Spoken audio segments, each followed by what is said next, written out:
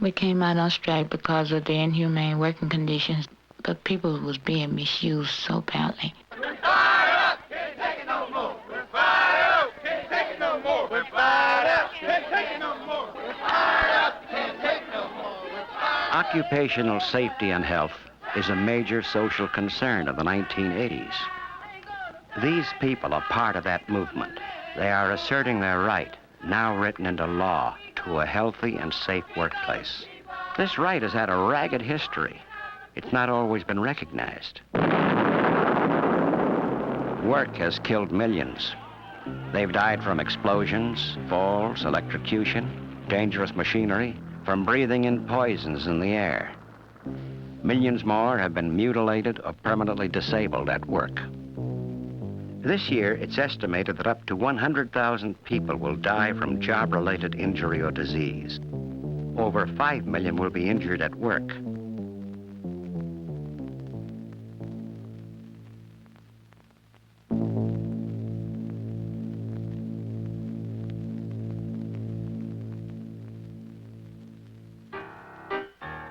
Following the Civil War, the American economy was expanding rapidly. In the closing decades of the 19th century, production rates were climbing and millions more workers were needed. Between 1900 and 1910, nearly 9 million people immigrated to this country, looking for work and a better life. But many also found harsh conditions, long hours, low wages. The work was tough and dangerous. As the production rate went up, so did the pressure on workers and the casualties.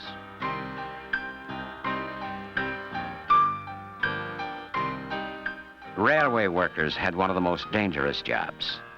Nearly 15,000 were killed between 1902 and 1908. Mining accidents were frequent. 4,700 died building the Panama Canal. In a single Pennsylvania county, 526 workers were killed in 1 year. There were few government rules covering safety and health, and workers had few rights. There was no legal protection for unions.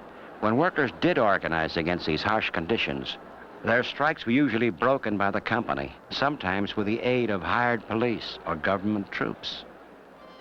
Outraged journalists and social reformers began to support workers' efforts to organize. Photographer Lewis Hine exposed the horrors of child labor. Novelist Upton Sinclair, in his classic work, The Jungle, described the brutal lives of Chicago's stockyard workers. He said, "I wish to frighten the country by a picture of what its industrial masters are doing to their victims." Exposés like these finally led the government to create the first agencies to protect workers. Woodrow Wilson won labor support by agreeing to improve safety in the workplace. In 1913, the Department of Labor was established. Pressure for change was often finally effective only after a major tragedy. After 361 men died in the Monongah mine disaster of 1907, the Bureau of Mines was set up to supervise mine safety. Gradually, industry began to regulate itself in what is known as the Voluntary Safety Movement. The National Safety Council, founded in 1913, set voluntary guidelines for safety engineering and better working practices. Companies put guards around dangerous machinery, set up first aid stations, and began safety classes. But safety education stressed that most accidents were the workers' own fault.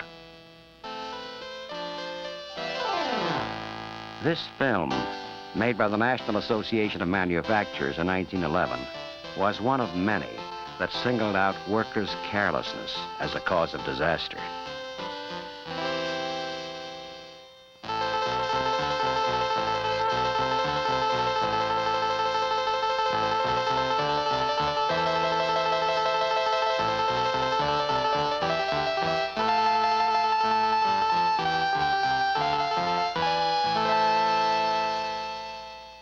But many terrible tragedies were not caused by workers' carelessness. The same year that film was made, a fire burned the Triangle Shirtwaist Factory in New York. Because many of the exits were locked, 146 people, mostly young immigrant women, died.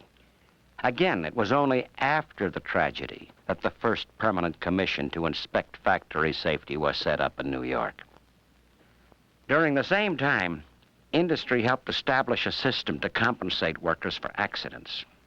While this workman's compensation system gave employees a measure of financial security for the first time, it took away their right to sue the company for damages. The amount of compensation was limited, and workers were not represented on the boards that decided claims.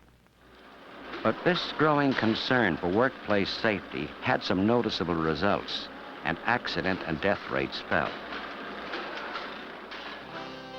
In fact, many industrialists thought the safety problem was solved. This safety film ended with an idealized picture of a steelworker's life.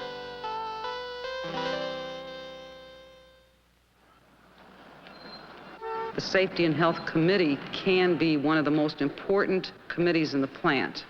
Workers today, like these at a Chicago steel plant, know the safety problem isn't solved. And we know, all of us working in that plant, that there's just a myriad of problems out there in safety and health that we've got to begin to do something about. One thing is for sure, if we got a record, a backlog of safety and health grievances and good, well-attended meetings where people bring out specific problems, we're going to be in a much better position to negotiate those kind of health and safety provisions that we need, because they're going to be based on something real. I've got a list here of 26 accidents that I've heard about. Many of them serious. A guy got 200 stitches. 200 stitches? 200 stitches. Another guy got shocked with 2200 volts. There was a burner killed in the 34th. He didn't pick up his card at the end of the turn. They found him. They went out to look for him a few hours later, and the blood was already dry and everything. He was under several tons of steel. The one case I think some of the people here are aware of is this case of Jesse Bustos at the 30-inch. When I finished unscrewing, I had no idea that this piece of steel was supposed to drop on the generator. When it dropped, when I finished unscrewing, when that piece of steel dropped, it grabbed the tip of my glove, and I got caught, these two fingers. I was stuck for 45 minutes. They couldn't do nothing until the doctor got there. He got there, I think, in about 20 minutes. I got the morphine shot. It took him more or less 45 minutes to get me free. The foreman there should have told us what the job was exactly gonna do, what it was supposed to do, and they should have never let me do that job by myself. I was an apprentice. They didn't tell me what was supposed to happen. They didn't give me no safety tip. That is their job. Management must provide safety training before the man is put to work on that job. You have a union, something that we didn't have at the beginning. You have your union, strengthen it and fight. That's the only thing you can do. The most important thing is policing this thing, and nobody else is going to police it but us. That's right. Like workers today, workers in the past faced not only sudden death or injury from accidents, but slow death from fumes, dusts, and poisonous gases. Doctors were slow to investigate these industrial poisons and the diseases that could result from them. The first major American study was not until 1910, when a young doctor, Alice Hamilton, investigated the effects of lead poisoning. There were further government studies into health hazards, but few industries applied their findings, and workers' health was virtually ignored by industry until the 1960s. Okay, what we're going to do now is a test that tells us... Bob Samuel has silicosis, resulting from 28 years exposure to silica dust. I started working in 51 as a laborer, and then I went to chipping. And I chipped for the rest of my time until 1978. Try to get all the air out of your lungs, okay? I first noticed I was getting sick back late 60s. Blow real and hard. I started getting short of breath. Push more, blow, keep blowing, keep blowing. Then I went to the doctor, and the doctor taking x-ray, but they didn't tell me what was wrong. So we decided we would call in the federal government. So after they come in there, they found out I had silicosis. But the company themselves have never told me that I had it. I had to find this out through, doctors. The company knew all along because you had guys that was dying from it. In the 1930s, hundreds of men were hired to dig the Gauley Bridge Tunnel in West Virginia. They too were ignorant of the risks they ran. Desperate for jobs during the Depression, they worked with virtually no protection in a tunnel thick with silica dust. 476 men died here from silicosis. My name is Walter Kincaid. I worked in the tunnel 4 or 5 weeks. Every day I hear of someone dying with silicosis. I worked until I got sick, and the doctor told me that it was silicosis. And he also told me that anyone that worked as much as 24 hours would not be living 15 years. I think something should be done for our wives and family after we are gone. Once again, after the deaths, there was a public outcry. I personally believe that 2,000 men are doomed to die as a result of ruthless destruction of life by American industry. The next year, 1936, the Walsh-Healy Act was passed. Although it only applied to contractors doing business with federal agencies, it was the first time the government directly imposed health and safety standards. One of the areas the rules covered was the use of respirators. The respirator is one of the oldest protective devices in history, and for years, workers' health continued to depend on respirators alone to keep poisonous dusts and fumes out of their lungs. But respirators often don't fit properly. They leak or simply don't filter out enough of the poisons. Today, government strongly favors cleaning the air in factories through ventilation and other devices. But through the 1930s and 40s, industry continued to rely on ever more elaborate respirators. Today, thanks to the cooperation of safety men in many industries and government departments who supported and helped guide the development of respiratory protection, the menace in the air is removed for those who wear respirators. For where men once died, we who wear respirators can now live safely. And life for us, like the air we breathe, is good. That respirator is not going to do you no good. I wore it for 28 years, and it didn't do me no good. My lungs is filled with that dust. I can walk about maybe block and a half. That's about the best I can do. It's pretty rough when you're trying to go up a flight of steps when you used to run up there, and I can't do that now. And a lot of nights I get up. I have to get up all through the night and be coughing. I still spit up that dust, and it's still all in the pores of my skin. Can't get clean. You don't know tomorrow, next week, next year, you might go. You just can't sit and think about it, but you just have to go ahead on out and try to, enjoy yourself. Do the thing that try to do the thing you've been doing, but don't worry about it. Me and my wife sit down and talk, told her once never it'd come, it just come. I just try to do the best I can. A lot of lonely nights, you can't sleep. You know you just dying day by day.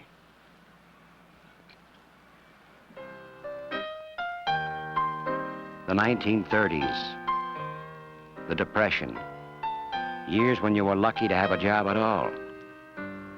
But Franklin Delano Roosevelt began New Deal legislation to help people during the Depression. He introduced jobs for the unemployed, Social Security, a minimum wage, and the 40-hour work week. Although most of these laws did not directly affect safety and health, they permanently raised the level of government concern about working conditions. The National Labor Relations Act made it a legal right to unionize. And in the 1930s, industrial unions organized and sought the right to represent all workers in an industry. In the automobile industry, for example, the United Auto Workers struck at Flint, Toledo, and Detroit, and won the right to collective bargaining. labor was emerging as a powerful force that would be better prepared to deal with later health and safety issues. Then came the war. Health and safety on the job suddenly became an important issue, largely because preventing accidents meant saving work days for the war effort. Save a day to keep them rolling. Save a day to keep them flying. Save a day that Americans of tomorrow may live in a land of peace, in a land where freedom reigns. Safety supervision was stepped up in federal war plants, and the need to keep workers healthy led to some advances in industrial engineering and medicine. The Public Health Service laid down its first standards, setting maximum levels for dangerous air pollutants at work. But these first standards were often far too lenient to clean the air effectively, and they could only be enforced in plants with federal contracts. For the rest of industry, they were only voluntary guidelines, so many workers' health still depended on the goodwill of the company.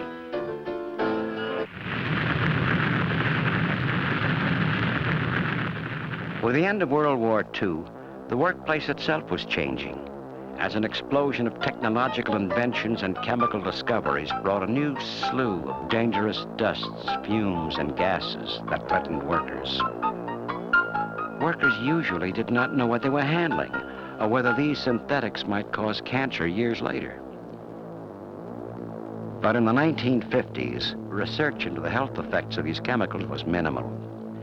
It was not until the 1960s that a new revolution in occupational safety and health began, supported by two parallel political movements. The environmental movement began to question the long-term effects of chemicals on our health, and the civil rights movement made people more aware of the rights of each individual. These movements created a climate of reform which encouraged other groups, including workers, to demand more control over their lives, including their safety and health. We're going to help shape a better future for the working people of this country and for their families. We are pledged to bring safety to the workbench and to bring safety to the job site. Labor leaders worked with the Johnson administration to propose a new government agency to enforce health and safety rules. This year, I asked the Congress for a workers' safety bill to protect you. But once again, the law was not passed until after a major disaster, when 78 miners were killed at Farmington, West Virginia in 1968. I think all of us have been at fault in not taking aggressive action to preserve 20th century safety and health standards for the workers. Now there's a revolt in the mines, and the workers are going to get the kind of conditions that they deserve and should have had. Within 1 year, the Federal Coal Mine Health and Safety Act was passed. And in 1970, Congress passed the Occupational Safety and Health Act. This confirmed in law the right to a healthy and safe workplace and established the Occupational Safety and Health Administration, or OSHA. The act says that employers have the primary responsibility for providing a safe and healthy workplace. OSHA is responsible for making safety rules and enforcing them. Workers have a right to talk to their supervisors, their union, or OSHA, about safety and health problems. Jim Belrose suffers from failing eyesight and severe skin discoloration. These job-related problems affected both him and his father, who worked at the same plant. I worked 24 years in the plant. They made silver nitrate. I take silver bullion and turn it into a liquid form. Then we would put heat under it. As it started reacting, you'd get yellow poisonous fumes off it. When they weighed silver crystals up, there used to be a real strong dust that came off of them. That there helped turn the skin dark. My father worked there for a while. His eyes discolored when he was there. His complexion was dark too. He was a real old-fashioned type person. As long as you got a job, you just do it, shut your mouth, and get your pay at the end of the week. And if it hurts your body, it hurts your body. Don't worry about it, you know. And it's the same with a lot of the older guys. They wouldn't ever say anything. But I think one of the things, too, that they were always told it was never harmful. Unlike his father, Jim was skeptical. He and his co-workers called in medical investigators from Mount Sinai School of Medicine and asked management to make changes. We were told if we didn't like the way they operated, that we could go for a walk. And that's what started the whole thing. And so our walking was right to OSHA. First day they were there, they found 52 violations in 10 minutes. The 4 or 5 guys that really started the whole thing, you know, they were afraid of losing their jobs, but they came to the point where it was a difference between your health or the job. So we took a choice of our health. I was afraid he was going to lose his job, you know. Because they said, well, you know, if you don't like it, you don't like the way I run the company, leave, you know. And we had 4 little kids at that time, you know, smaller children. And I wasn't working, so I thought, oh my goodness, here we go. You know, so yeah, I was for him, you know, because I know that he didn't feel good a lot, and like our family life wasn't what it should have been because of it. I sued for our eyes, and we fought the case. Hey, Just a little while ago, I got my final settlement. They didn't want to pay it because they said that it was just a hazardous occupation, and those things just came natural, I guess. People shouldn't have to endanger their lives just for the pleasures of other people. Get OSHA in there, make an effort. Today, there are 20,000 chemicals in the workplace that are suspected of being toxic. About 1/5 of all cancer cases are associated with exposure to chemicals on the job, and OSHA is working to reduce these dangers by setting more comprehensive rules. In addition to OSHA's presence, the unions are spending more time and money on safety training and devoting more contract language to health and safety. Workers are demanding the right to see their own medical records, to be told the names and properties of the chemicals they work with, to know the level of risks they take on with the job. We have been trying to get the company to give medical examinations for over 2 years. And so far, they haven't complied with any of OSHA's orders.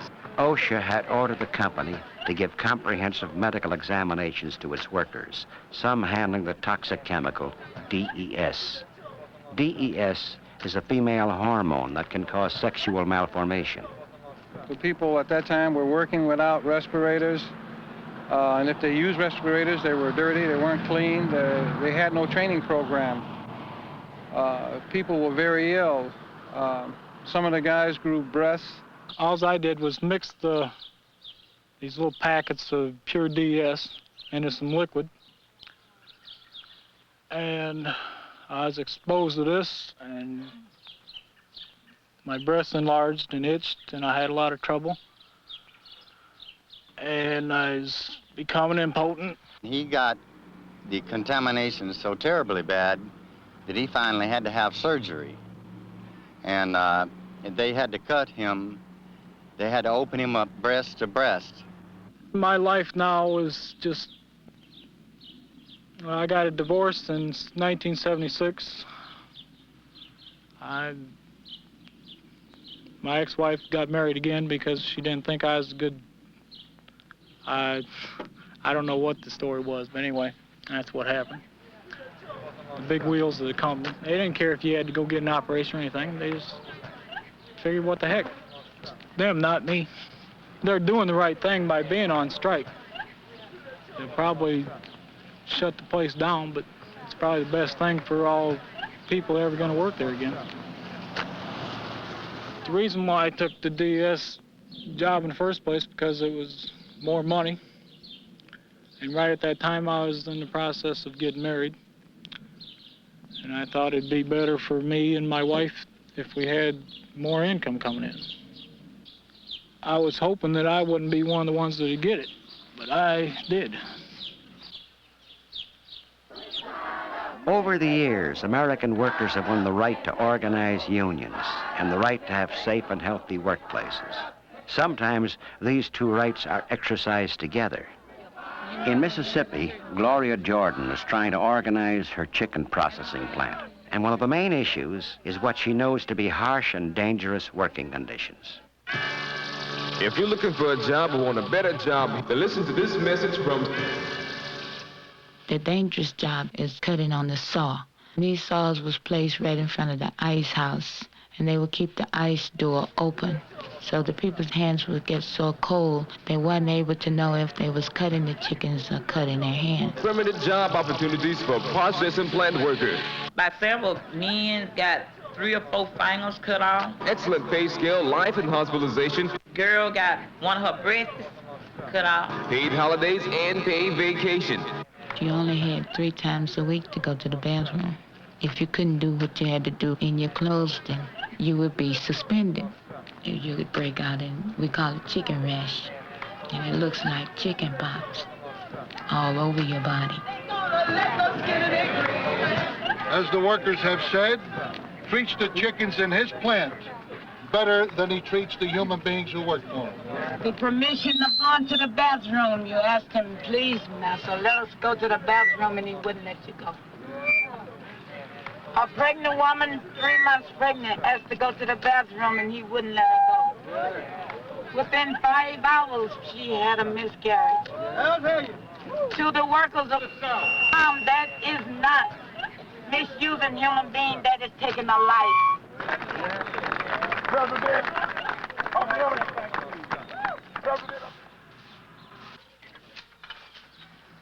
We are very sure that this is the right thing that we're doing, striking and making it better for our children, because we have already won.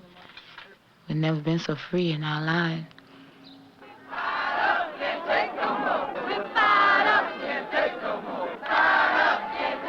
We are beginning to change our attitudes, to protest about dangers that used to be accepted as part of the job. We are moving from haphazardly protecting workers or compensating them after the fact to trying to prevent hazards from happening at all. Workers themselves are making history by questioning their working conditions, finding out the risks they run, and claiming their legal right to safety and health.